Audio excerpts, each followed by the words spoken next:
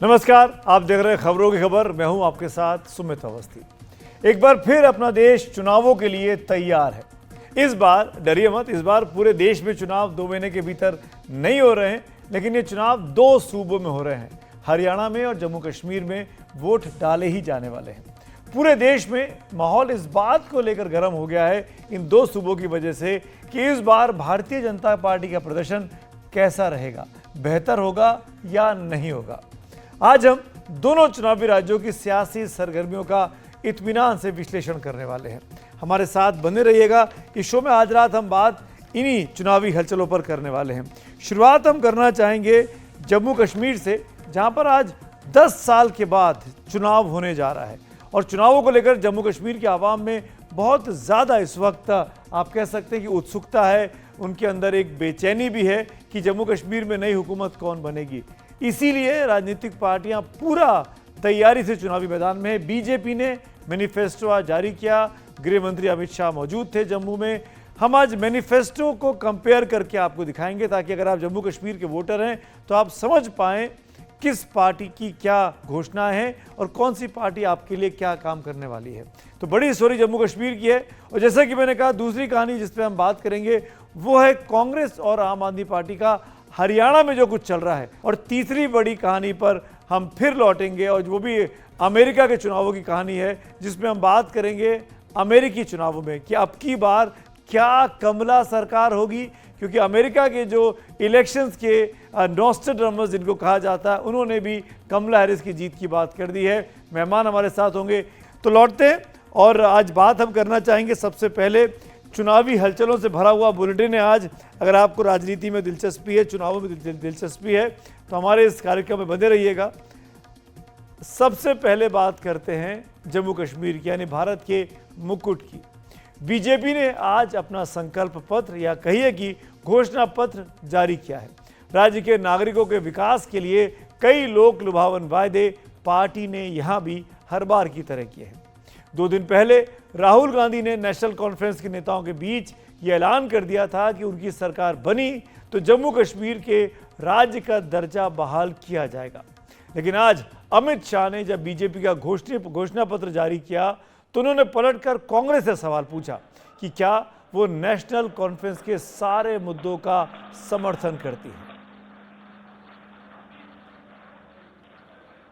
तो सबसे पहले जम्मू कश्मीर को जो स्टेटहुड है वो वापस देना है, क्योंकि आपका सिर्फ स्टेट नहीं छीना गया, आपके अधिकार, आपका धन, सारा का सारा आपसे छीना जा रहा है। बड़ी दुख की बात है, विगत दिनों में एनसी का एजेंडा मैंने पढ़ा है और एनसी के एजेंडे को कांग्रेस का मौन समर्थन भी मैंने देखा है। मगर मैं आज आप सभी पत्रकार भाइयों के माध्यम से पूरे देश को स्पष्ट कर देना चाहता हूं, धारा 370 इतिहास बन चुकी है, वो कभी लौटकर नहीं आने सकती, हम आने भी नहीं। तो घोषणा पत्र पे घोषणा पत्र सामने आ गए हैं, एक दूसरे पे हमले किए जा रहे हैं। कांग्रेस पूरे राज्य के मुद्दे पर एनसी के साथ मिलकर बीजेपी को घेरना चाहती है, क्योंकि बीजेपी ने पूर्ण राज्य का दर्जा छीना था और बीजेपी 370 के मामले पर कांग्रेस को घेरना चाहती है। क्लैरिटी चाहती है कि राहुल गांधी के मन में आखिरकार है क्या 370 पर, क्योंकि उनकी सहयोगी पार्टी नेशनल कॉन्फ्रेंस तो साफ कह चुकी है कि 370 को दोबारा बहाल करने की वो कोशिश करेंगे। उनके मैनिफेस्टो का ये हिस्सा भी है। बात मैनिफेस्टो की चली है तो बारी बारी से जो 3 बड़े मैनिफेस्टोज आए हैं उन पर हम नजर डाल लेते हैं। शुरुआत बात करेंगे जो आज मैनिफेस्टो आया भारतीय जनता पार्टी का, उसमें क्या खास बातें हैं। सबसे बड़ी बात, 370 कभी बहाल नहीं होगा, ये बहुत साफ मैनिफेस्टो में लिखा हुआ है। दूसरी बड़ी बात, जम्मू कश्मीर को मिलेगा पूर्ण राज्य का दर्जा, ये भारतीय जनता पार्टी ने भी दोहराया है। तीसरी बड़ी बात, बम धमाकों के बीच पाकिस्तान से कोई बातचीत नहीं की जाएगी, ये एक और महत्वपूर्ण बात है।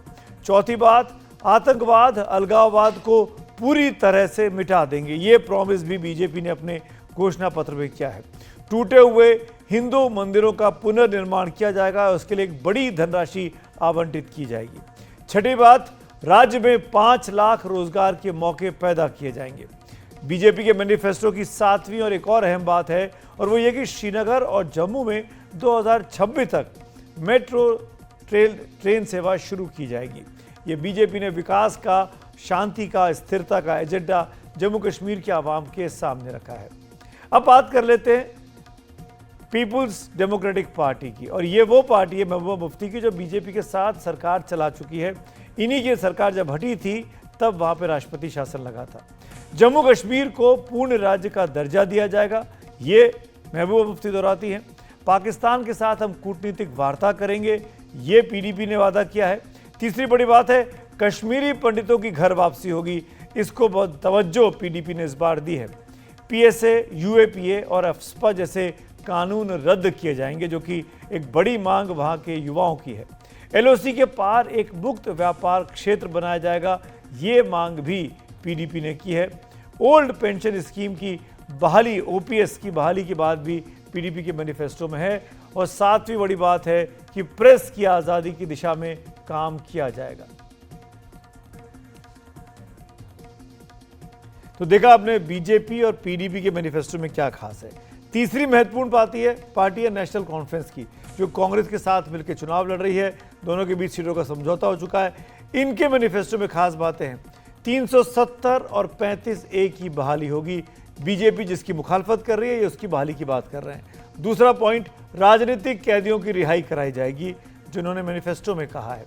फारूक अब्दुल्ला की पार्टी के मैनिफेस्टो में गरीब महिलाओं को 5,000 रुपये महीने के वादा किया गया, जबकि बीजेपी में ये 1,500 रुपये का आंकड़ा है। मुफ्त 200 यूनिट बिजली का वादा भी एनसी ने कर दिया है। 5वां बड़ा वादा क्या है कि नशे की लत के खिलाफ जंग की जाएगी। छठी बड़ी बात, कृषि और बागवानी को बढ़ावा देने पर खासा जोर दिया जाएगा। छात्राओं को यूनिवर्सिटी, छात्रों को कॉलेज तक मुफ्त शिक्षा मिलेगी, यानी बॉयज़ हैं तो कॉलेज तक, और अगर गर्ल्स हैं तो पोस्ट ग्रेजुएशन तक उनकी मुफ्त शिक्षा का इंतज़ाम करने का वादा इस मैनिफेस्टो में नेशनल कॉन्फ्रेंस ने किया हुआ है। लेकिन एक ऐसा मुद्दा है जिस पर बीजेपी कश्मीर की दूसरी पार्टियों से बिल्कुल अलग रुख रख रही है, वो आप समझ ही गए होंगे, वो अनुच्छेद 370 का। बीजेपी ने 370 वहां से ख़त्म किया है। बीजेपी ने जम्मू कश्मीर के पूर्ण राज्य का दर्जा वापस लेकर वहां पर आप यूनियन टेरिटरी बनाया।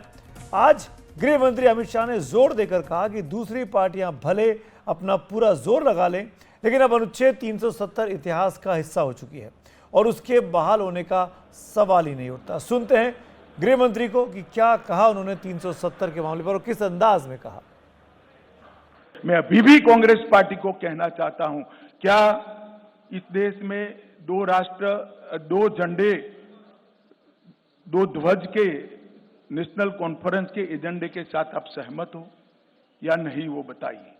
370 के बारे में आप नेशनल कॉन्फ्रेंस से सहमत हो या नहीं, वो बताइए। मित्रों, वो एजेंडा बहुत खतरनाक एजेंडा है। वो फिर से घाटी में और जम्मू में भय का राज प्रस्थापित करना चाहते हैं। आतंकवाद के माध्यम से भय कर 3 पीढ़ी तक शासन किया है। और मैं आज सबको बिना निसंकोच बताना चाहता हूं मित्रों कि मैं यहां घाटी में भी कई बार आया हूं, जम्मू में भी कई बार आया हूं। अब जो टेररिज्म के साथ है, जम्मू कश्मीर इनके साथ नहीं रहेगा। यहां की आवाम ने तय किया है।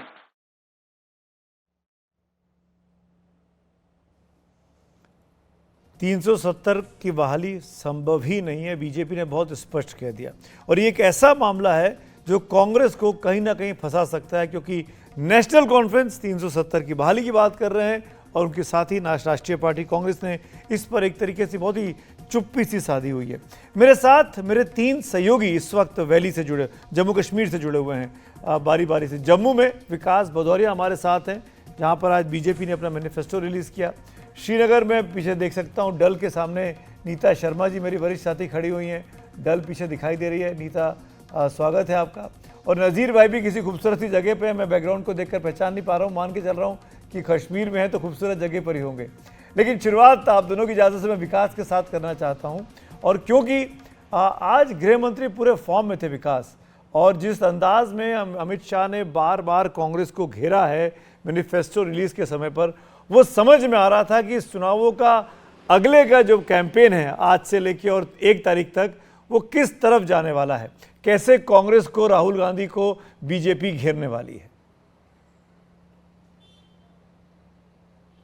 जी हाँ, बिल्कुल सुमित। तो देखिए, आज का जो मैनिफेस्टो है वो एक तरह से प्रचार अभियान की शुरुआत हो चुकी है। बीजेपी ने आज से अपना कैंपेन लॉन्च कर दिया है। जो प्रमुख बातें आपने 25 संकल्प पत्र, जो 25 प्रमुख संकल्प उन्होंने बीजेपी के घोषणा पत्र में रखे हैं, उनको दोहराए। और उसमें से कुछ महत्वपूर्ण बातें वैसी हैं जैसे मसलन 18,000 रुपये साल यानी कि 1,500 रुपये महीना घर की सबसे बुजुर्ग महिला को, बहन को, बेटी को देने का वायदा किया गया है। और ये वो योजना है जो लाडली बहना योजना जैसी है, जो कि मध्य प्रदेश में बहुत सक्सेसफुल हुई थी उस समय जब विधानसभा चुनाव लग रहा था कि मध्य प्रदेश में बीजेपी के हाथ से निकलता चला जा रहा है। इस तरह की योजनाएं हर राज्य में अब बीजेपी लॉन्च कर रही है जहां पर वो रूलिंग पार्टी के तौर पर है। और यहाँ पर भी ये घोषणा पत्र में वायदा किया गया है। इसके अलावा देखा जाए तो विकलांग और विधवा पेंशन है उसको भी बढ़ाया है बीजेपी ने यहाँ पर, और वायदा किया है कि वो 1,000 रुपये से बढ़ाकर 3,000 रुपये तक कर दी जाएगी। तो एक तरह से जो मतदाताओं को लुभाने की, रिझाने की जो कोशिश है वो पूरी तरह से इस घोषणा पत्र में दिखाई दे रही है। लेकिन विकास के एजेंडे को भी सबसे ऊपर रखा है। रेल नेटवर्क से लेकर मेट्रो नेटवर्क खड़ा करने की बातें कही गई हैं। 370 हटने के बाद जो विकास योजनाएं हैं उनको तेज़ी से लागू किया जाएगा। 5 लाख रोजगार हर साल पैदा किए जाएंगे। जो रुकी हुई भर्तियां हैं उनको फिर से शुरू किया जाएगा। तो युवाओं पर, महिलाओं पर खास तौर पर देखा जाए तो सुमित फोकस है। और जाहिर तौर पर यहाँ मुकाबला सीधे तौर पर कांग्रेस एनसी के मुकाबले बीजेपी का है। अगर घाटी की बात की जाए तो वहाँ पर बीजेपी उतनी ताकतवर नहीं है, लेकिन अगर जम्मू रीजन की बात की जाए तो यहाँ बीजेपी बहुत ताकतवर है और उसका मुकाबला सीधे तौर पर यहाँ कांग्रेस से होने वाला है। ऐसी सूरत में सीधा हमला जो है वो कांग्रेस पार्टी और राहुल गांधी पर होगा। धारा 370 को लेकर होगा। धारा 370 को लेकर जहां पर बाकी पार्टियों का रुख बीजेपी से बिल्कुल इतर है। बीजेपी ने साफ कर दिया है कि इतिहास की बात हो गई। एक विकास, एक चीज और मैं आपसे जानना चाहूंगा, उसके बाद अपने बाकी साथियों के पास चलता हूं। हमारे साथ हमारे वरिष्ठ पत्रकार जो मेहमान हैं अहमद अली फयाज साहब, वो भी जुड़ गए हैं। आपका भी स्वागत है फयाज साहब। लेकिन मैं आपके पास आता हूं, थोड़ा सा धैर्य रखिएगा, पेशेंस रखिएगा। विकास, सवाल ये था आपसे, उसके बाद हम चर्चा को आगे बढ़ाते हैं। क्या बीजेपी, क्योंकि अमित शाह आज जम्मू में थे, कल वो कश्मीर जाने वाले हैं, श्रीनगर में रहने वाले हैं, कितनी सीटें लड़ने वाली है? 43 सीटें जम्मू में हैं, 47 सीटें कश्मीर रीजन में हैं। क्या बीजेपी सभी 90 सीटों पर लड़ रही है? जी देखिए, ऐसा दिखता नहीं है कि बीजेपी सभी 90 सीटों पर लड़ेगी। जम्मू रीजन की सभी सीटों पर उम्मीदवार उतारेगी और घाटी में कुछ सीटों पर उम्मीदवार उतारेगी और कुछ सीटों पर वो निर्दलियों पर दांव आजमाएगी, क्योंकि बीजेपी को ये पता है कि घाटी में उसका उतना बड़ा जनाधार नहीं है। ऐसी सूरत में निर्दलियों के बहाने वो एक वहाँ पर अपना उम्मीदवारों को जिता सकती है। जो मजबूत उम्मीदवार होंगे जिनके पीछे से बैकअप देकर बीजेपी वहाँ पर उनको जितवा सकती है, तो उन पर दाव आजमाएगी। और ऐसे में बीजेपी उन तमाम निर्दलीय उम्मीदवारों को समर्थन देगी। हर तरह से नैतिक समर्थन भी होगा और जिसको कहते हैं कि अर्थतंत्र से लेकर और तमाम जो चुनाव जीतने के लिए जो तमाम नुस्खे अपनाए जाते हैं उनका समर्थन होगा। और ऐसे में बीजेपी अगर वहाँ पर सक्सेसफुल होती है कुछ सीटों पर, अगर 10-12 सीटों पर जो कि बहुत दूर की कौड़ी दिखती है, अगर उतनी सीटों पर जीत जाती है तो निश्चित रूप से बीजेपी एक इस राज्य में बड़ी ताकत बनकर उभरेगी। चलिए, मैं आगे आऊँगा। मेरे साथ नीता भी हैं और नज़ीर भाई भी हैं। सवाल मेरा बहुत सिंपल सा है नीता आपसे। बीजेपी का मैनिफेस्टो देखा, सुना आपने, अमित शाह जी की बातों को भी सुना। मेरा सवाल नेशनल कॉन्फ्रेंस के सेंट्रिक है, क्योंकि आप कई दिनों से वहाँ पर कैंप कर रही है। आपने उमर अब्दुल्ला का इंटरव्यू भी किया। कैसे इस 370 के नैरेटिव जो है, जो कांग्रेस क्लैरिटी नहीं दे रही है, बीजेपी उसको कॉर्नर कर रही है, एनसी एडमेंट है, इसको अलायंस कैसे एड्रेस करने वाला है नीता?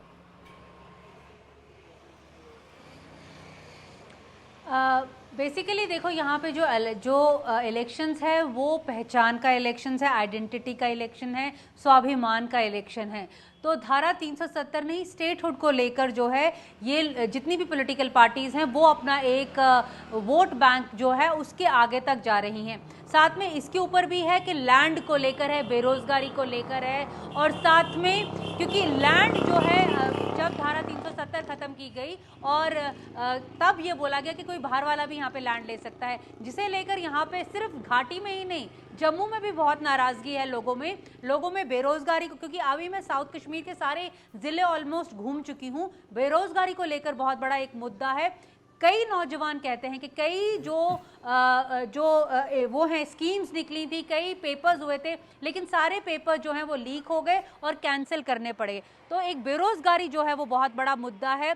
यही बात है कि जो नेशनल कॉन्फ्रेंस है उसने अपने मैनिफेस्टो में ये वाली बात लिखी है। फिर ड्रैकोनियन लॉ जो है पब्लिक सेफ्टी एक्ट, उसके बारे में लिखा है कि उसको वो खत्म करेंगे अगर वो चुनावों में जीत कर आ जाते हैं। तो सबसे मेन मुद्दा आज जैसे महबूबा मुफ्ती ने बोला था कि कश्मीर का इशू जो है वो पीछे छूट गया है, क्योंकि सारी पॉलिटिकल पार्टीज इसको धारा 370 से जोड़ रही हैं और धारा 370 को स्टेटहुड से जोड़ रही हैं और स्टेटहुड को चुनावों से जोड़ रही हैं। तो जो कश्मीर का मसला है वो कहीं भूल गए हैं। तो इस बीच जो जितनी भी पॉलिटिकल पार्टीज हैं वो आइडेंटिटी और पहचान को लेकर आगे जा रही हैं। और सुमित, और यही वजह है कि बार बार लोगों से कह रही है, हमने देखा कि इवन पीडीपी भी यही बात कह रही है, इवन बीजेपी भी यही बात कह रही है। सुमित, इनफैक्ट नजीर, मेरा सवाल यही था कि 370 पे पेच है पर स्टेटहुड पर पेच नहीं है। स्टेटहुड को लेकर तो बड़ा चारों पार्टियां कह रही है कि स्टेटहुड बहाल करना चाहिए। बीजेपी ने भी कहा, अमित शाह ने भी कहा और ये लोग भी कह रहे हैं, पीडीपी, एनसी और कांग्रेस भी। तो ऐसे में मुद्दा क्या होने वाला है? चुनावों का स्टेटहुड होने वाला है या अपने पब्लिक कंसर्न के इश्यूज, बेरोजगारी, नौकरी, शिक्षा, विकास, क्या है कोर इशू? दरअसल बीजेपी ने ये तो कहा कि जो आज अमित शाह ने भी बताया प्रेस कॉन्फ्रेंस में, जो अपोजिशन ये डिमांड कर रही कि स्टेटहुड को बहाल करो, ये बिल्कुल उनके पास कोई एजेंडा नहीं, इसीलिए बता रहे क्योंकि स्टेटहुड का वादा पहले ही बीजेपी ये गवर्नमेंट ने किया है कि इलेक्शन के बाद होगा। लेकिन जब आप घोषणा पत्र देखोगे वहां कहीं भी स्टेटहुड की जिक्र नहीं है, कोई वादा नहीं है घोषणा पत्र में जो मैनिफेस्टो है बीजेपी का। कई अहम चीजें हैं जो वहां छूट गई है या नहीं रखी गई है। उसमें एक चीज ये भी है, जैसे ड्रग का काफी सीरियस इशू है, कोई बड़ी खास जिक्र उस पर नहीं हुई कि एक पेंडेमिक है, जिस तरह उड़ता पंजाब की बात हो रही है तो इसे उड़ता जम्मू कश्मीर है। और ड्रग सिर्फ ड्रग नहीं है कि यहाँ की जनरेशन खत्म होती है, ड्रग दिया जा रहा है, बल्कि आतंक, मिलिटेंसी अगर यहाँ है तो उसके पीछे एक दो तरह का उसके एनेबलर जो है जम्मू कश्मीर में, वो ड्रग ट्रैफिक है जो पाकिस्तान के, सो वो ड्रग मनी ही इस मिलिटेंसी को चला रही है। जहां तक 370 की बात है, हमारी बात हो रही थी, जो एनसी हो या कांग्रेस के लीडर हो, जब इनकी अलायंस की बात चल रही तो एनसी कुछ इतनी पुरजोश नहीं थी अलायंस हो जाए, क्योंकि उनका अपने प्रेशर थे कैंडिडेट्स थे कि वो ज्यादा सीटों पे इलेक्शन लड़ना चाहते थे, सीटें कांग्रेस के लिए नहीं छोड़ना चाहते थे। आखिर मिनट पे ये हुआ, काफी जोर हुआ कि नहीं अलायंस होना चाहिए। तो मैंने कई लोगों से पूछा कि भाई कांग्रेस को ये हर्ट करेगा कि जो 370 की बात आई, दूसरी चीजों की बात, उन्होंने कहा कुछ नहीं। जो बीजेपी का जो था रेट्रिक इस बात पे, तो वो अब मुल्क में नहीं चला, जो पार्लियामेंट इलेक्शन में हुआ इसमें भी नहीं चलेगा और इसका कोई ज्यादा असर हम पे। तो उस लिहाज से कांग्रेस काफी कॉन्फिडेंट लग रही, जो भी इस पे बीजेपी बताएगी उस पर कोई असर नहीं पड़ेगा, क्योंकि जो थ्रेशहोल्ड था इन बातों का, वो थ्रेशहोल्ड शायद उसको टच किया है, उन बातों का ज्यादा अब माने वोटरों के लिए नहीं रहा है। तो आज जो घोषणा पत्र यहाँ ये जारी किया गया, कांग्रेस ने इसे जुमला पत्र बताया, लेकिन जब हमने देखा कि अमित शाह की ये जब उसने घोषणा पत्र जारी किया और ज्यादा जोर, अपनी बातों से ज्यादा जोर था एनसी के जो मैनिफेस्टो है उस पर हमला करना, और उसने उमर अब्दुल्ला को साफ बताया कि भाई रिजल्ट कुछ भी हो, हम आपको आरक्षण के मामले में, रिजर्वेशन के मामले नहीं उसको छेड़ने की इजाजत नहीं देंगे, 370 कभी वापस नहीं आ जाएगा और 2 फ्लैग्स कभी नहीं लगेंगे। और राहुल गांधी पे को सवाल किए, गो कि ये सवाल तभी अमित शाह ने किए जब ये एनसी का मैनिफेस्टो आया था, उस दिन भी 10 सवाल किए थे, लेकिन उनकी आज रेटरेशन थी। और जाहिर सी बात है यही मुद्दे इस इलेक्शन में रहेंगे। और सवाल यह है कि इलेक्शन स्टेटहुड को रेस्टोर न करने की बात क्या बीजेपी को जम्मू में मदद करेगी या उसको हर्ट करेगी? बिल्कुल ठीक बात है। मेरे साथ अहमद अली फयाज साहब हैं, हाँ, पूरे मामले को बहुत अच्छे से जानते हैं, समझते हैं। फयाज साहब, आपके पेशेंस के लिए शुक्रिया और इंतज़ार करने के लिए शुक्रिया। पहला सवाल यही है, आपको लगता है बीजेपी के लिए ये चुनाव जो मुकाबला है, जो ट्रायंगुलर कॉन्टेस्ट दिखाई दे रहा है, एनसी कांग्रेस एक खेमे में, बीजेपी एक तरफ, पीडीपी एक तरफ, इस ट्रायंगुलर कॉन्टेस्ट होने से बीजेपी को फायदा हो सकता है? क्योंकि वैली में लड़े पड़ेंगे दो बड़े पार्टियां और बीजेपी के वहां जम्मू में जो लोग वो अब उनकी स्ट्रेंथ है उससे उनको फायदा हो जाएगा। आप कैसे देखते हैं इन चुनावों को? ये जम्मू में एक अलग सूरत हाल है और कश्मीर में एक दूसरी सूरत हाल है। जहां तक जम्मू का ताल्लुक है, वहां पे मुकाबला बीजेपी और कांग्रेस के बीच में एसेंशियली है। वहां पे नेशनल कॉन्फ्रेंस का भी एक बेस बेशक है, लेकिन वहां पे मुकाबला सीधे तौर पे बीजेपी और कांग्रेस के बीच में है। कश्मीर में सिचुएशन जरा मुख्तलिफ है। यहाँ पे बीजेपी के मतलब किसी एक जगह पे भी उनके मतलब जीतने का इम्कान इस वक्त तक नजर नहीं आ रहा है। और क्योंकि उनकी यहाँ पे कॉन्स्टिट्यूंसी, इनकी प्राइमरी कॉन्स्टिट्यूंसी जम्मू में है, तो यहाँ पे इत्तेहाद दो पार्टीज हैं, नेशनल कॉन्फ्रेंस और पीडीपी, इनके बीच में मुकाबला है। और कांग्रेस का भी यहाँ पे कुछ असर रसूख है। अब इन्होंने, जैसे कि आप जानते हैं, इत्तेहाद कर लिया है नेशनल कॉन्फ्रेंस के साथ। अब एक साइड में नेशनल कॉन्फ्रेंस और कांग्रेस इकट्ठे और दूसरी साइड में पीडीपी है और कुछ छोटे छोटे जमातें हैं, जैसे कि इंजीनियर रशीद वाले एआईटी है, अल्ताफ बुखारी की अपनी पार्टी है, सज्जाद लोन की पीपल्स कॉन्फ्रेंस है। ये छोटी छोटी पार्टीज भी यहाँ पे हैं, लेकिन प्रिंसिपल जो पॉलिटिकल पार्टी है वो नेशनल कॉन्फ्रेंस है। और नॉर्मली इनका मुकाबला होता था पीडीपी के साथ, लेकिन पीडीपी की परेशानी इस वक्त ये है कि एक ऐसे मौके पे ये चुनाव लड़ रही है जो बिल्कुल 2014 के मुकाबले में मुख्तलिफ है, इस एतबार से कि 2014 में पीडीपी का एक वेव था और उस वक्त उन्होंने 28 seats for the first time हासिल कर ली थी जम्मू कश्मीर के असेंबली में, और उससे आगे कभी ये नहीं गए हैं। और उस वक्त नेशनल कॉन्फ्रेंस 15 तक आ चुकी थी, 58 से 28 फिर 15 तक आ चुकी थी। तो इस वक्त जो सूरत हाल है, पिछले 4-5 साल के दौरान पीडीपी को काफी नुकसान भुगतना पड़ा है। काफी कोशिशें हुई हैं बीजेपी और दूसरी पार्टियों की तरफ से पीडीपी को तोड़ने की, और इसमें बहुत सारे लोग इनके निकल गए। अभी तक हमारे पास तकरीबन 42 नाम हैं जो पीडीपी से निकल गए, और जो 28 एमएलए मुंतखब हुए थे कश्मीर और जम्मू से उस वक्त, उनमें से इनके 21 एमएलए निकल गए मुख्तलिफ पार्टीज में। हालांकि पिछले कुछ दिनों से कुछ लोग फैयाज साहब, आप जो बता रहे हैं तो इतिहास है, ये सब डेटा तो अब पब्लिक को भी याद हो गया होगा जम्मू कश्मीर की। मैं एक फ्यूचरिस्टिक सवाल आपसे पूछना चाहता हूँ, समय की मेरे पास पाबंदी भी है क्योंकि आप फिर चले जाएंगे, हम पता नहीं कब आपसे दोबारा बात करें। वो सवाल यही था फैयाज साहब, आज की सिचुएशन में जो आज स्थिति दिखाई दे रही है, बीजेपी ने 370 हटाया, 370 के बाद का ये पहला चुनाव हो रहा है। इस सिचुएशन में जो जम्मू कश्मीर, दोनों सूबों की जो आवाम है, जम्मू की भी और कश्मीर की भी, वो बीजेपी को कितना वेलकम करती है इस फैसले के हटने के बाद, या नहीं करती?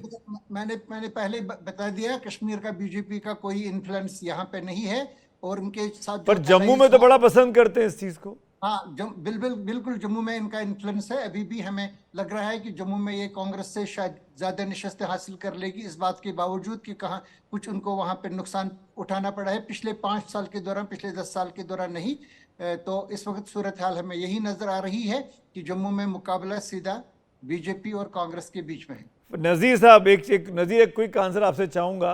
पिछली बार चुनावों के बाद गठबंधन हुआ था बीजेपी और पीडीपी का, कांग्रेस क्योंकि एनसी के साथ आ गई है, पीडीपी खाली है, क्या पोस्ट पोल हंग असेंबली होने पे क्या इस बार पीडीपी ये रिस्क लेगी या बीजेपी ये रिस्क लेगी?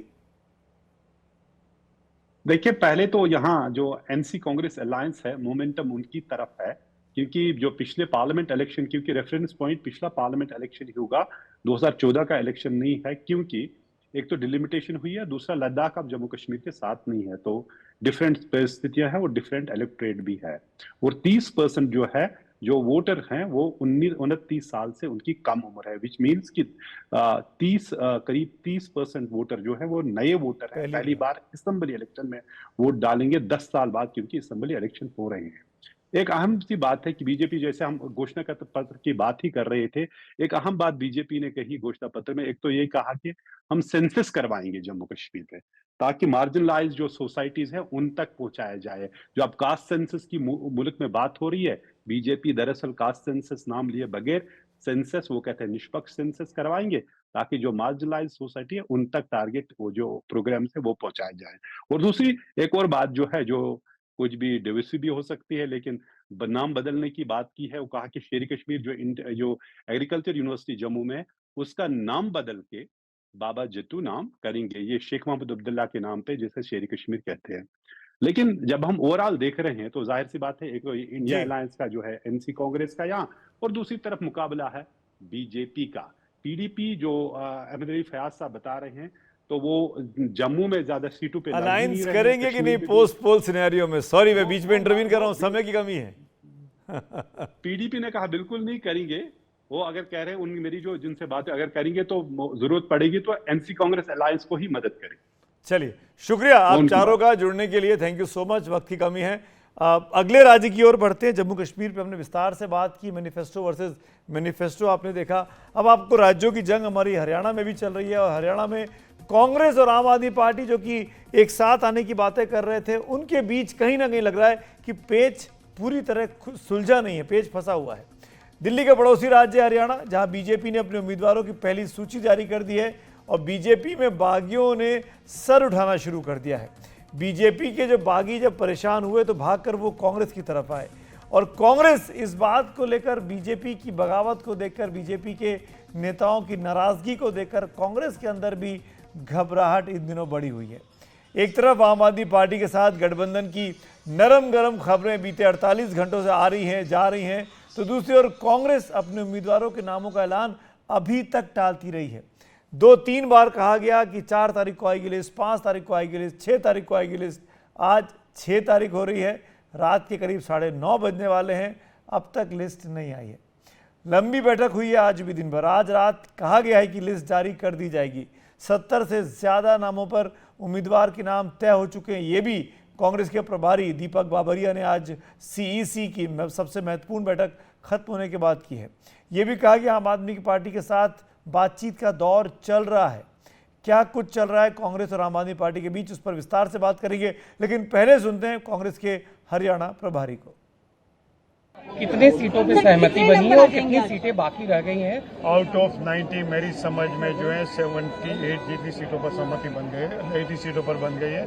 बाकी में थोड़ी चर्चा बाकी है, सहमति तो ज्यादातर सभी 90 सीट पर। You want exclusive everything? उसका जो है झूलाना से, I think it is decided, Julana. इसके पहले आम आदमी पार्टी ने भी उम्मीद जाहिर की कि दोनों पार्टियों के बीच गठबंधन हो सकता है। दरअसल दिन में यह खबर आ गई थी कि बातचीत नहीं बन रही है।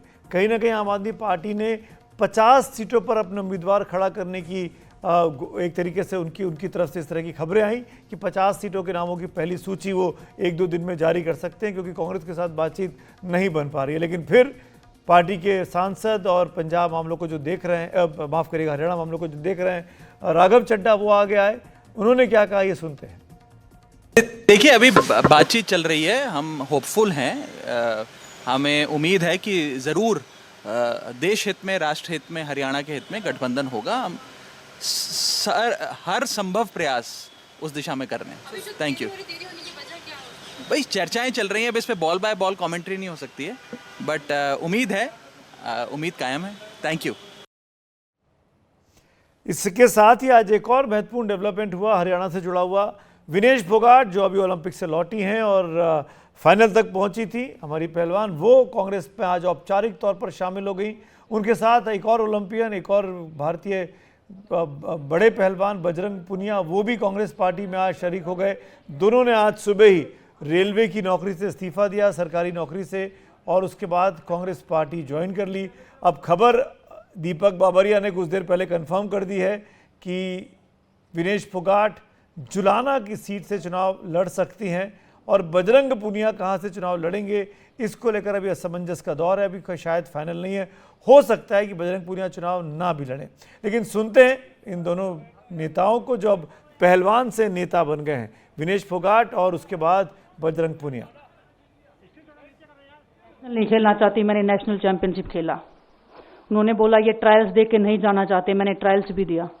उन्होंने बोला कि ओलंपिक्स लेवल तक नहीं जाना चाहते, मैं ओलंपिक्स में गई, मैं फाइनल्स में गई। अनफॉर्चुनेटली परमात्मा को कोई और चीज़ मंजूर होगी। एक चीज़ मुझे पता है कि जब मेहनत आप करते हो तो ज़रूरी नहीं कि आपको उसी दिशा में मिले, कई बार दूसरी चीज़ों में भी आपको वो फल मिल जाता है। और परमात्मा ने मुझे मेरे देश के लोगों की सेवा करने का जो मौका दिया है, वो मैं मानती हूँ कि उससे बड़ा पुण्य का काम कोई नहीं हो सकता है। पूरे देश को सोचना चाहिए कि आप किन लोगों को सपोर्ट कर रहे हैं। जो देश में खिलाड़ियों के साथ, महिलाओं के साथ, किसानों के साथ, जवानों के साथ जो अत्याचार कर रहे हैं, आप उन लोगों को सपोर्ट कर रहे हैं। तो मैं यही बोलूँगा कि हम मिलके मजबूती से लड़ेंगे और जो संघर्ष की लड़ाई उसमें हम हमेशा कांग्रेस के साथ खड़े रहेंगे। जब दोनों पहलवानों ने ज्वाइन कर लिया कांग्रेस पार्टी को, विनेश फोगाट और बजरंग पूनिया ने, जो कि प्रोटेस्ट भी कर रहे थे ब्रजभूषण शरण सिंह के अगेंस्ट में, कुश्ती संघ के जो करप्शन था उसके एलिगेशन लगाते हुए, इसके बाद भारतीय जनता पार्टी के प्रेस कॉन्फ्रेंस में संबित पात्रा ने टिप्पणी की इन दोनों पहलवानों की कांग्रेस ज्वाइनिंग पर। आइए सुनते हैं। देखिए, जहां तक कुछ खिलाड़ियों का आज कांग्रेस पार्टी में ज्वाइन करने का सवाल है, एक लोकतांत्रिक देश है, कोई भी किसी भी पॉलिटिकल पार्टी में ज्वाइन कर सकता है। मगर हां, जो प्रश्न आपने पूछा कि क्या कहीं न कहीं इन दोनों ने राजनीति की, मैं तो इसका उत्तर नहीं देना चाहूंगा। मैंने तो कहा डेमोक्रेटिक कंट्री है, मगर हां, जनता भी और मीडिया के साथी भी और कई बार बुद्धिजीवी भी ये सवाल तो पूछेंगे भी। ये डेमोक्रेटिक कंट्री है तो उनका भी अधिकार है कि सवाल पूछेंगे, मगर मैं इस सवाल के उत्तर से बचूंगा। बाकी जनता जनार्दन है। तो बजरंग पूनिया के बारे में अभी भी एक अपडेट आ रहा है कि कांग्रेस पार्टी ने बजरंग पूनिया को अपना जो किसान सेल है, किसान डिपार्टमेंट है, उसका किसान संघ का अध्यक्ष नियुक्त कर दिया है। तो एक तरीके से लग रहा है कि बजरंग पूनिया शायद चुनाव न लड़ें और विनेश फोगाट ही चुनाव लड़ें। हमारे साथ खास मेहमान जुड़ रहे हैं, मेरे दो सहयोगी हैं, मनोरंजन भारती हमारे बाबा, और साथ में अंकित त्यागी जो आम आदमी पार्टी पर नज़र रखते हैं, और हितेंद्र राव साहब हैं जो कि सीनियर एसोसिएट एडिटर हैं हिंदुस्तान टाइम्स के। राव साहब, आपका भी बहुत बहुत स्वागत है। मनोरंजन जी, मेरा पहला सवाल आप ही से है, कहाँ पर बात फंसी हुई है? समझौता हो रहा है, समझौता नहीं हो रहा है, कुछ देर में लिस्ट आ जाएगी, ऐसे करते करते पूरा दिन निकल गया, 9:34 हो रहा है। जो मेरी जानकारी मिली है, सुमित बता दूं कि जब हम और आप बात कर रहे हैं लिस्ट टाइप हो रही है, तो पहली जानकारी दे दूं कि लिस्ट थोड़ी देर में आ जाएगी, ये पक्की जानकारी मिली है। तो लिस्ट टाइप हो रही है। दूसरी बात जो खबर ये है कि कांग्रेस जो है अपने 90% विधायकों को रिपीट कर रही है। तो आप समझ सकते हैं करीब 30 के आसपास जो है विधायक को, जो मौजूदा विधायक जितने हैं उसमें 30 लोगों को टिकट मिलेगा। मुझे लगता है वो नाम तो पहली सूची में होने चाहिए। अब बात रही बात कहाँ अटकी है, तो जैसा कि आपने राघव चड्ढा को सुना कि बात हो रही है, तो मुझे लगता है बात हो रही है। दोनों पार्टियों में थोड़ी सी ना सुमित विश्वास की कमी है। थोड़ा सा जो पार्टी का स्ट्रक्चर है उसको देखें, जो स्थानीय हरियाणा के कांग्रेस के नेता हैं उनमें भी और आम आदमी पार्टी में भी। लेकिन चूंकि राहुल गांधी ने कह दिया है कि हमें अलायंस करना चाहिए, तो मुझे लगता है कि आखिरकार ये अलायंस होकर रहेगा। सीट थोड़ी आगे पीछे होगी, 5 सीट होगी, 6 सीट होगी, ये मैं नहीं कह सकता। मुझे 5 सीट बताया गया था, पहले 4 बताया गया था, 5 बताया गया, हो सकता है 6 सीट हो। और मुझे लगता है कि आप देखेंगे कि जिस ढंग से राहुल गांधी का प्रयास है, जो उन्होंने जो मीटिंग में कहा है, हालांकि जिस वक्त उन्होंने मीटिंग में कहा तो बहुत लोग आश्चर्यचकित रहे। ये भी कहा जा रहा है कि भूपेंद्र सिंह हुड्डा और बाकी जो कांग्रेस के हरियाणा के नेता हैं वो उनका ये कहना है कि कोई ज़रूरी नहीं है, लेकिन एंड ऑफ द डे देखेंगे कि आम आदमी पार्टी और कांग्रेस में गठबंधन होगा। ठीक है, अंकित का कमेंट में लेना चाहूँगा। अंकित, अखबारों में छपा कि हुड्डा साहब नाराज हैं इस अलायंस को लेके, मतलब कांग्रेस के खेमे की वजह से आम आदमी पार्टी के साथ समझौता नहीं हो पा रहा है। खैर, दिन भर में वो खबर भी यहाँ की वहाँ हो गई।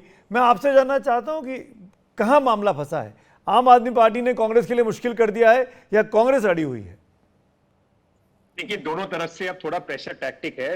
बात उसमें यह है कि दोनों चाह तो रहे हैं, लेकिन कहीं ना कहीं अपर हैंड किसका होगा इसमें, इसकी बात हो रही है। आम आदमी पार्टी इस जानती है, आम आदमी पार्टी को भी पता है, और यही बात भूपिंदर सिंह हुड्डा भी कहते रहे कि इनकी इतनी कुवत नहीं है कि ये 90 की 90 सीटों पर चुनाव लड़के हमें हरा दें। लेकिन आम आदमी पार्टी को ये पता है कि जितने रेबल हैं बीजेपी के, जितने रेबल हैं कांग्रेस के टिकट डिस्ट्रीब्यूशन के बाद, उनको लेकर वो कई सीटों पर कांग्रेस का खेल बिगाड़ सकते हैं। 10 साल बाद कांग्रेस को उम्मीद बन रही है कि हरियाणा में सरकार बन सकती है, तो कांग्रेस नहीं चाहेगी कि किसी भी तरीके का 1% का चांस छोड़ा जाए आम आदमी पार्टी को बाहर रखकर। दूसरा, क्योंकि राहुल गांधी ने, जैसे बाबा ने बताया, इंटरवेंशन किया है। अब बात जो है वो सीटों के नंबर पर नहीं है, एक्चुअली जो फंस रही है बात, वो फंस रही है कि किसको कौन सी सीट मिलेगी। आम आदमी पार्टी का यह कहना है कि अगर आप हमें 5 से ज्यादा सीट, यानी कि 7 या 8 सीट देते हैं, तो उसमें आप आधा आधा कर लीजिए, 4 सीट हमारी मर्जी की, 4 सीट अपनी मर्जी की दे दीजिए। वहीं भूपेंद्र सिंह हुड्डा लगातार कहते रहे कि 3 सीटों से ज्यादा आम आदमी पार्टी को मिलनी नहीं चाहिए। और आम आदमी पार्टी ने जो दूसरा फॉर्मूला दिया था कि 5 सीटें अगर आप हमें दे रहे हैं तो 5 की 5 हमारी मर्जी की दे दीजिए।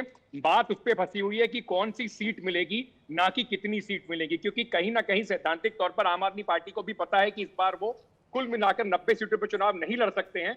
तो उनके लिए भी बड़ा है कि इंडिया गठबंधन के साथ रहें। और खास बात यह है कि आम आदमी पार्टी ने जो एक, उनको लगता है कि एक बड़ी बात इसमें कर ली है कि दिल्ली को इस पूरी नेगोशिएशन से अलग कर दिया है। ये बात सिर्फ हरियाणा की है और हरियाणा तक ही रहेगी।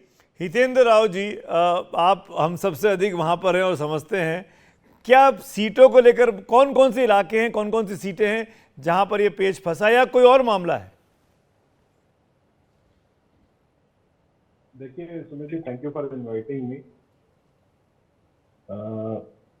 सीटों का मामला, जो अलायंस का मामला है, वो यही है कि जो स्टेट कांग्रेस है वो सीटें नहीं देना चाहती है आम आदमी पार्टी को, बिकॉज स्टेट कांग्रेस जो है, स्टेट लीडरशिप जो है, वो ये बिलीव करती है कि ये 90 की 90 सीटें वो लड़ने में सक्षम है। और इसमें जितने भी फैक्शंस हैं हरियाणा कांग्रेस में, वो सब एकजुट हैं, चाहे वो भूपेंद्र सिंह हुड्डा हो या कुमारी शैलजा हो, वो सब इस बात को सपोर्ट कर रहे हैं कि ये सीटें जो हैं इनको कांग्रेस खुद लड़े, इसमें कोई किसी को शेयर ना दिया जाए। लेकिन रह गई हाईकमांड की बात। तो जब हाईकमांड की इंटरवेंशन हो जाती है तो नेचुरली स्टेट यूनिट को उस बात को नजरअंदाज नहीं किया जा सकता। अब इसमें आम आदमी पार्टी, जो मेरी जानकारी है, वो कुछ सीटें मांग रही है कुरुक्षेत्र की, और कुछ ऐसी सीटें मांग रही हैं जो कि कांग्रेस ये समझती है कि वो उनकी जीती हुई सीटें हैं। वो सीटें कांग्रेस नहीं देना चाहती है। कांग्रेस उन्हें चाहती है कि ऐसी सीटों पे उनको लड़ाया जाए जहां पे पार्टी कमजोर है या जहां पे बीजेपी का अपर है। तो ये डिस्प्यूट बना हुआ है। और जैसा कि आपके सहयोगी मनोरंजन जी ने और अंकित जी ने कहा कि नंबर ऑफ सीट के ऊपर भी काफी जो है डिस्प्यूट है। जैसे शुरू हुआ था तो 20 सीट से शुरू हुआ था, लेकिन अब ये काफी नंबर कम आ गया, 5, 3 इस तरह की बात हो गई। मुझे तो एक बार ये भी लग रही है हितेंद्र जी की बीजेपी की पहली लिस्ट आने के बाद जैसे बीजेपी के अंदर बगावत और नाराजगी की खबरें आई, एक के बाद एक इस्तीफे, एक के बाद एक नाराजगी, तो ये कांग्रेस को और इसने डरा दिया है, सहमा दिया है। ऐसा लगता है कि हम जैसे लिस्ट अनाउंस करेंगे तो हमारे यहाँ भी ये काम शुरू हो जाएगा, बागियों की संख्या ज्यादा हो जाएगी। तो ऐसा तो नहीं कि लिस्ट आते आते 11-12 तारीख हो जाए, आखिरी दिन तक चली जाए मामला। नहीं, जैसा मनोरंजन जी ने कहा, मुझे भी यही खबर मिल रही है कि लिस्ट एक आने वाली है। 70-71 लोगों की आज लिस्ट अनाउंस हो जाएगी, रात तक हो जाएगी। तो कह रहे टाइप हो रही है, तो वो बात आपकी ठीक है। लेकिन क्योंकि 90 सीटों के लिए 2556 लोगों ने अप्लाई कर रखा है, तो उसमें कई लोग तो ऐसे भी हैं जो ओवर एम्बिशियस हैं। लेकिन फिर भी अगर आप देखें तो बहुत हाई नंबर है जो लोगों ने अप्लाई किया है। और उसमें काफी सारे लोग ऐसे होंगे जो रेबल बनेंगे, जिनकी वेट और पार्टीज कर रही हैं, जेजेपी कर रही है, एनएलडी कर रही है, मे बी शायद बीजेपी भी वेट कर रही है कुछ ऐसी सीटों में जहां उनके पास अच्छे कैंडिडेट नहीं है। तो ये जो रेबेलियन है या डाइसेंट है, ये आएगी, कांग्रेस की लिस्ट आने के बाद भी आएगी, ये स्वाभाविक है। बाबा, अगर ये अलायंस नहीं हुआ, क्योंकि स्टेट यूनिट नहीं चाहती है, राहुल गांधी की तरफ से ऐलान कर दिया गया कि वही हम चाहते हैं, और राहुल गांधी खुद विदेश चले गए, मामला फंस गया यहाँ पे। राहुल गांधी है नहीं चीज़ों को रिजॉल्व करने के लिए, अरविंद केजरीवाल तिहाड़ में है। ऐसे में अगर मान लीजिए अलायंस नहीं हुआ, तब क्या होगा? अलायंस नहीं हुआ जो तो हुड्डा साहब यही चाहते हैं, और जो स्टेट लीडरशिप यही चाहती है अलायंस ना हो। लेकिन अलायंस होगा। और एक कांग्रेस नेता से मेरी बात हुई कि जो मैंने कहा कि यदि अब आम आदमी पार्टी अकेले लड़ती है और बीजेपी के रेबल को टिकट देती है। तो उन्होंने बोला अच्छा है, आम आदमी पार्टी यदि बीजेपी के रेबल को टिकट देती है तो बीजेपी का वोट काटेगी, हमें उससे क्या करना है। तो ये बातें भी कही जा रही है। तो कई चीज़ें हैं, मुझे लगता है कि थोड़ी जो है दोनों पार्टियों में जो है बातचीत चल रही है। बहुत जल्दीबाजी नहीं करनी चाहिए। कुछ सीटें जो कांग्रेस देना चाहती है वो उन्होंने बचा के रखी है, उस पर नाम अनाउंस नहीं होगा और मुझे लगता है कि ये गठबंधन हो जाएगा। एक कांग्रेस के नेता ने, जो कि स्टेट से नहीं आते हैं, जो AICC के रहे, उन्होंने पर कहा हुड्डा साहब को नाराज करना आसान काम नहीं है। पिछली बार नाराज थे हुड्डा साहब और क्या हुआ था? हुड्डा साहब से पंगा लेना राहुल गांधी ने लिया खुले तौर। ये बात तो सही है कि आज के दिन आप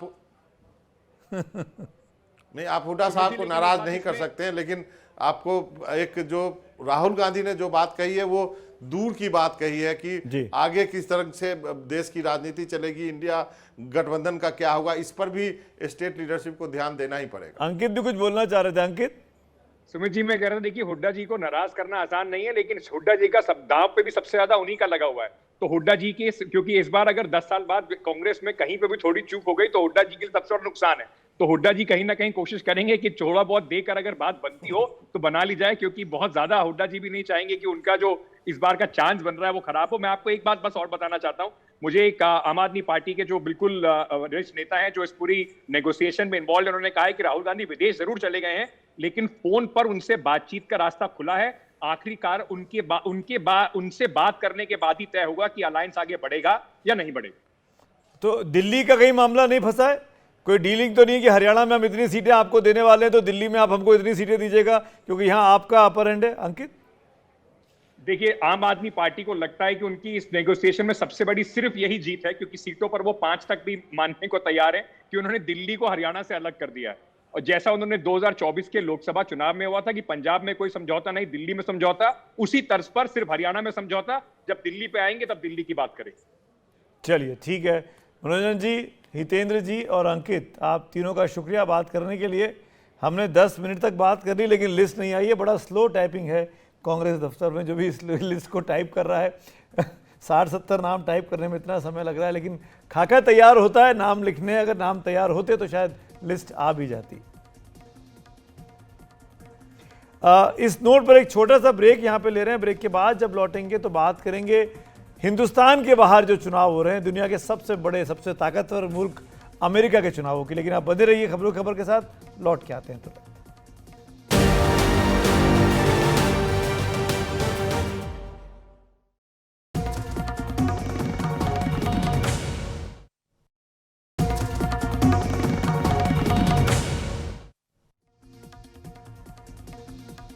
पर यह बात करते हैं अमेरिका के राष्ट्रपति चुनावों की, जहां पर काफी ज्यादा गर्माहट है इस वक्त चुनावी माहौल में। डेमोक्रेटिक पार्टी के उम्मीदवार कमला हैरिस रिपब्लिकन पार्टी के उम्मीदवार डोनाल्ड ट्रंप से कई सारे सर्वेज में, कई सारे ओपिनियन पोल में आगे चल रही हैं। और अब तो रूस के राष्ट्रपति व्लादिमीर पुतिन ने भी मजाक मजाक में उनका समर्थन कर दिया है। पुतिन ने रूस में एक इंटरव्यू में कहा कि मैं जो बाइडेन का समर्थन कर रहा था लेकिन वो मैदान से हट गए और कहा कि उनके समर्थक कमला हैरिस का समर्थन करें। मैं बाइडेन का समर्थक हूं, इसीलिए अब कमला हैरिस का साथ दे रहा हूं। दरअसल बात यह है कि रूस और पुतिन पर इल्ज़ाम लगते रहे हैं कि वो डोनाल्ड ट्रंप का समर्थन करते हैं और इस सिलसिले में सोशल मीडिया के जरिए फेक न्यूज़ फैलाते हैं। शायद इसीलिए मजाक का सहारा लेते हुए पुतिन ने इस बहस को एक नया मोड़ दे दिया है। 4 दिन के बाद कमला हैरिस और डोनाल्ड ट्रंप के बीच पहली टीवी डिबेट होने वाली है। हैरिस की टीम चाहती थी कि बहस के दौरान माइक म्यूट ना किए जाएं, जिससे बाइडेन और ट्रंप की बहस पे हुआ था, ताकि ट्रंप के गलत बयानों को काटा जा सके। लेकिन ये शर्त नहीं मानी गई और अब दोनों उम्मीदवार जब बोलेंगे तो दूसरे उम्मीदवार का माइक ऑफ रहेगा। यानी जब एक बोल रहा होगा तो दूसरा व्यक्ति उसको काट नहीं सकता है, उसका माइक ऑफ होगा। अमेरिका के चुनावों के बहुत ज़्यादा सरगर्मी है। अमेरिकन इलेक्शंस में एक इलेक्शन नॉस्ट्रेडमस हैं, उनके बारे में कहा जाता है कि उनका कोई भी प्रेडिक्शन, कोई भी भविष्यवाणी चुनावों को लेकर गलत नहीं हुई है। उन्होंने भी कमला हैरिस के नाम पर अपनी बाजी लगा दी और कहा कि कमला हैरिस ये चुनाव जीत रही हैं। बहुत तेज़ी से डोनाल्ड ट्रंप के बारे में जो हवा थी, क्या वो बदल रही है? क्या कमला हैरिस के आने से डेमोक्रेट्स के चांसेस बेहतर हो गए हैं? मेरे साथ इसी मुद्दे पर बात करने के लिए हमारे साथ पूर्व भारतीय राजदूत प्रभु दयाल जी जुड़ रहे हैं। बहुत बहुत शुक्रिया प्रभु दयाल जी। मुझे बताया गया कि शायद आप अमेरिका में ही हैं, वहीं से आप मेरे साथ लाइव हैं, मैं राइट? जी जी बिल्कुल, मैं 1.5 महीने से यहाँ हूँ और अभी 10-15 दिन और रहूंगा, फिर इंडिया वापस आऊंगा। तो क्या हाल है सर, मौका वारदात कैसी है वहाँ, क्या दिखाई दे रहा है जमीन पर? देखिए, इलेक्शन का माहौल बहुत जोरों से चल रहा है और जैसा आपने अपने रिमार्क्स में कहा, हैरिस अब ट्रंप से ओपिनियन पोल्स वगैरह में आगे दिखाई दे रही है। इसके विपरीत जो बाइडेन बहुत पीछे चल रहे थे और लोगों का मानना है कि अगर वो डेमोक्रेटिक पार्टी के कैंडिडेट होते तो वो शर्तियां हार जाते। तो इसीलिए डेमोक्रेटिक पार्टी के लोगों ने उनको मनाया कि वो हट जाएं और अब कमला हैरिस जो है वो एक स्ट्रांग कैंडिडेट के तौर पर आगे आ रही हैं। लोगों का ये कहना है कि ट्रंप खुद चाहते थे कि जो बाइडेन उनके विपरीत लड़े, न कि कमला हैरिस। लेकिन देखिए, इलेक्शन के लिए भी काफी टाइम बाकी है, बहुत कुछ हो सकता है। 2 महीने बहुत होते हैं, बहुत बदलाव हो सकता है। तो ये कुछ कहना अभी से कि ट्रंप जीत रहे हैं, ये मुश्किल होगा। लेकिन जैसा आपने कहा, कमला हैरिस आगे चल रही हैं सर्वेज में, ओपिनियन पोल्स में। अब आपने जिक्र किया व्लादिमीर पुतिन के जो रिमार्क्स थे उनके बारे में जी। यहाँ पर सब मीडिया चैनल्स और पॉलिटिकल एनालिस्ट का यह मानना है कि जो भी व्लादिमीर पुतिन ने कल व्लादिवोस्टॉक में कहा वो सिर्फ एक मजाक के तौर, वो सरकास्टिक रिमार्क था, क्योंकि डेमोक्रेटिक पार्टी जो है उसके उम्मीदवार रशिया के तरफ बड़े सख्त पॉलिसीज अपना रहे हैं। उन्होंने कुछ सैंक्शन जैसे लगाए। देखिए, अभी 2 दिन पहले आरटी चैनल जो है, रशियन टेलीविजन जो स्टेट ओन्ड है, उस पे सैंक्शन लगाए गए कि वो जो इस साल इलेक्शन हो रहे हैं उसमें इंटरफेयर करने की कोशिश कर रहा है डोनाल्ड ट्रंप के पक्ष। इसके अलावा आपको याद होगा कि फरवरी में जब लड़ाई के 2 साल पूरे होने वाले थे, तो जो बाइडेन ने 500 से ज्यादा बड़े टफ सैंक्शंस रशिया के खिलाफ लगाए थे। तो इसमें कोई 2 राय नहीं है कि जो व्लादिमीर पुतिन है वो असलियत में डोनाल्ड ट्रंप को पसंद करते हैं, क्योंकि डोनाल्ड ट्रंप ने बार बार ये कहा है कि सैंक्शंस वो हटाना चाहिए। सैंक्शंस से अमेरिका का भी नुकसान होता है, डॉलर गिरता है, और उन्होंने ये कहा कि सैंक्शंस जो हैं वो बिल्कुल अच्छे नहीं है। अभी 2 दिन पहले उन्होंने यहाँ पर न्यूयॉर्क में एक मीटिंग में यही बात कही कि वो सैंक्शंस हटाना चाहेंगे जल्दी से जल्दी। दूसरी बात, जो ये नेटो का मसला है जी, इस पे भी जो डेमोक्रेटिक पार्टी और रिपब्लिकन पार्टी, इनके विचारों में बहुत फर्क है। डेमोक्रेटिक पार्टी जो है पूरी तरह से नेटो के सपोर्ट में है, फाइनेंस कर रही है और उसको देखती है कि ये एक बहुत अहम सिक्योरिटी ऑर्गेनाइजेशन है। डोनाल्ड ट्रंप के जो विचार है उसके बिल्कुल विपरीत है। पहले भी उन्होंने कहा, ये कोशिश की थी कि देखिए, नेटो में जो दूसरे यूरोपियन देश हैं वो पूरी तरह से कंट्रीब्यूशन नहीं करते और वो नहीं करेंगे तो अमेरिका बाहर चला जाएगा। एक चीज प्रभु दयाल जी, सॉरी बीच में इंटरवीन कर रहा हूं, एक खबर मैंने और पढ़ी आज, थोड़ी इंटरेस्टिंग सी है, मैं चाह रहा हूं कि आप उसके बारे में भी कुछ बताएं। एलन लिचमैन जो उनके इलेक्शन नॉस्ट्रेडामस के नाम से अमेरिका में बड़े फेमस हैं, 10 बार उन्होंने प्रिडिक्ट किया और 10 में से 9 बार उनके प्रिडिक्शंस ठीक निकले। इस बार वो कमला हैरिस को जिता रहे हैं। उन्होंने कल न्यूयॉर्क टाइम्स को इंटरव्यू दिया है, वो वीडियो बड़ा वायरल है और वो कह रहे हैं कि कमला हैरिस जो है, डेमोक्रेट जो हैं, वो अपना किला बचाने में कामयाब हो जाएंगे। जैसा मैंने भी कहा, ओपिनियन पोल्स, सर्वेज, ये सब कह रहे हैं कि कमला हैरिस आगे हैं और शायद व्लादिमीर पुतिन भी ये बात समझ रहे हैं। तो उन्होंने जो ये मजाक में कहा वो ये नहीं कि वो कमला हैरिस को वाकई में सपोर्ट कर रहे हैं, बल्कि वो ये डरते हैं कि अगर कमला हैरिस आ जाएंगी तो उनका और नुकसान होगा। और वो ये भी जानते हैं कि अगर वो कमला हैरिस के पक्ष में कुछ कहते हैं तो तो उससे कमला हैरिस का नुकसान होगा। तो जब उन्होंने कहा तो मैंने ये सुना कि रूस में जो लोग थे हंसे इस बात पे, क्योंकि वो जानते हैं कि ये मजाक के तौर पे कहा गया था। अब जैसा आपने कहा, ये इस वक्त लग रहा है कि कमला हैरिस ज्यादा स्ट्रॉन्ग कैंडिडेट है। और तो हमने अपने इस प्रोग्राम का नाम दिया था, इस सेगमेंट का, अब की बार कमला सरकार क्वेश्चन मार्क। आप उस क्वेश्चन मार्क का जवाब देके जा रहे हैं। Thank you so much Prabhudayal ji, आप वक्त निकालने के लिए, हमारे साथ जुड़ने के लिए। अमेरिका के चुनाव में क्या होगा उस पर लगातार हमारी नज़र बनी हुई है। छोटा सा ब्रेक यहाँ ले रहे हैं। माफ़ करिएगा, खबरों का सिलसिला यहाँ पर विराम देने का वक्त आ गया है। शुभ रात्रि।